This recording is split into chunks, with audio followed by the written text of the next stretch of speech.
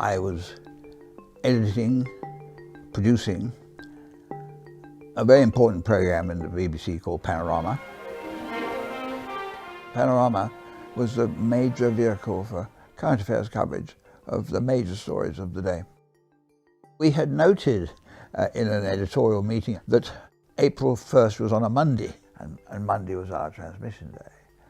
A week or so later, Charles de Jager, who was a freelance cameraman, came into the office and they pitched the idea of the spaghetti harvest being an April Fool's joke. I gave Charles a budget of £100 and sent him off. It isn't only in Britain that spring this year has taken everyone by surprise. The past winter, one of the mildest in living memory, has had its effect in other ways as well. Most important of all, it's resulted in an exceptionally heavy spaghetti crop. When the rushes came back, it was obvious that we had a wonderful film in the making and that we should treat it as a newsreel. The anchorman for Panorama was Richard Dimbleby. Richard was the most respected reporter. He'd earned his reputation as a war correspondent. He knew perfectly well we were using his authority to make the joke work. He loved the idea and went at it with relish, if I put it that way. Spaghetti cultivation here in Switzerland is not, of course, carried out on anything like the tremendous scale of the Italian industry. David Wheeler, who wrote it, had been clever enough to use the wine harvest as a metaphor.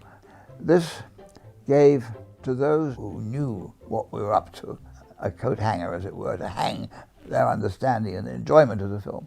And for those who didn't know anything about spaghetti harvest, it made it more credible.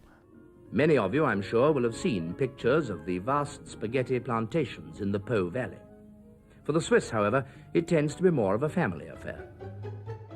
Spaghetti had been cooked so that it was flexible, and where they wouldn't stick, they used a bit of sellotape. Another reason why this may be a bumper year lies in the virtual disappearance of the spaghetti weevil, the tiny creature whose depredations have caused much concern in the past. We realized that if we told even one person, like my boss, the last thing we wanted was to have the idea get into the press. So we told nobody. Many people are often puzzled by the fact that spaghetti is produced at such uniform length. But this is the result of many years of patient endeavor by plant breeders who've succeeded in producing the perfect spaghetti. For those who love this dish, there's nothing like real homegrown spaghetti. At the end of the item, Richard spoke to camera, said, "That's all for Panorama, this April 1st, 1957.